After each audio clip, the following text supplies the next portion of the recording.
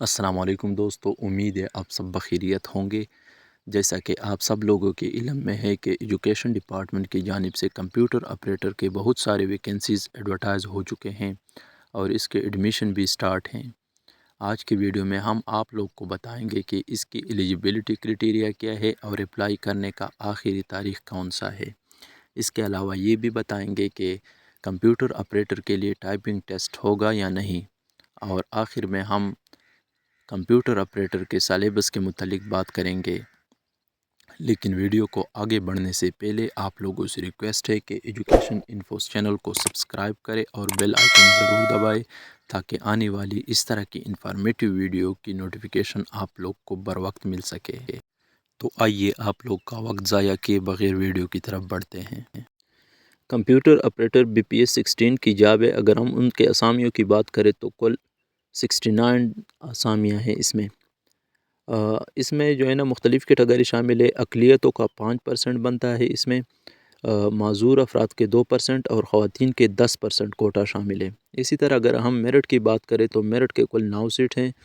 Zone wise اگر بات کریں تو زون 1 کے 6، زون 2 کے 8، زون 3 اور زون 4 کے 5 سیٹ، اور اسی طرح زون 5 اور زون 6 کے 4 سیٹ شامل ہیں۔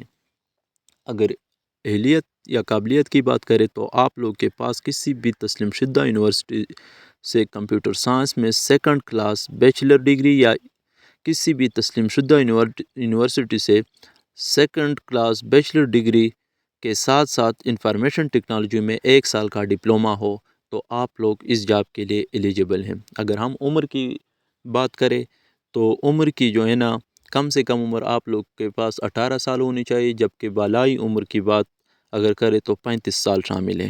اسی طرح اگر ویٹیج کی بات کرے کہ اس میں جو ہے نا تعلیمی قابلیت کی ویٹیج کتنی ہے، SSC یعنی میٹرک کے 30% شامل ہے، FSC یا FA کے 25%، اسی طرح BA/BSc کے 20%، MA/MSc کے 10% اور جو ڈپلومہ ہے اس کے 15% نمبر شامل ہیں اس میں۔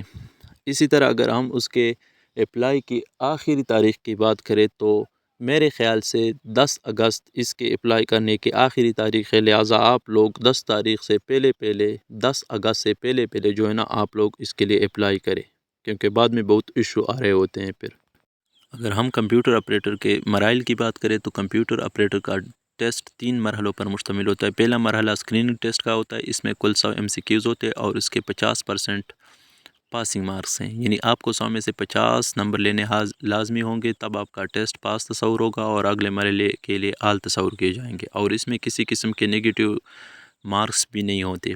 دوسرا مرحلہ کمپیوٹر بیس ٹیسٹ کا ہوتا ہے۔ اسکرین ٹیسٹ پاس کرنے والے امیدواروں کو کمپیوٹر بیس ٹیسٹ کے لیے بلایا جاتا ہے۔ اگر وہ کمپیوٹر بیس ٹیسٹ میں اچھے نمبر لیتے ہیں تو تیسرے مرحلے کے بلاتے ہیں۔ تیسرا مرحلہ کوالٹی چیکنگ ٹیسٹ کا ہوتا ہے، اور ایک بات آپ لوگ کو یاد رکھنی چاہیے کہ آپ لوگ کا میرٹ صرف کمپیوٹر بیس ٹیسٹ پہ ہوتا ہے، اسکرین ٹیسٹ کا اس میں کسی قسم کا رول نہیں ہوتا۔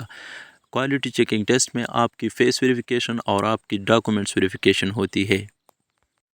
اگر کمپیوٹر آپریٹر کے لیے ٹائپنگ ٹیسٹ کی بات کروں تو اس کے لیے کسی قسم کا ٹائپنگ ٹیسٹ نہیں ہوتا، آپ لوگ کا میرٹ صرف اسکریننگ، کمپیوٹر بیس ٹیسٹ اور کوالٹی چیکنگ ٹیسٹ پہ بنتا ہے، اس میں ٹائپنگ ٹیسٹ کا کسی قسم کا رول نہیں ہوتا۔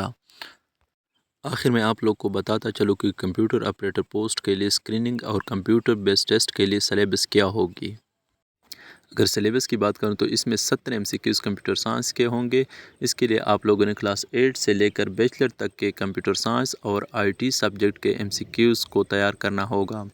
اسی طرح انگلش کی اگر بات کروں تو کلاس 8 سے لے کر BA/BC تک انگلش کے گرامر اور کمیونیکیشن سکلز کو اچھے سے پڑھنا ہے اور اس کو اچھے سے تیار کرنا ہے، کیونکہ 15 MCQs آپ کو ادھر سے آئیں گے۔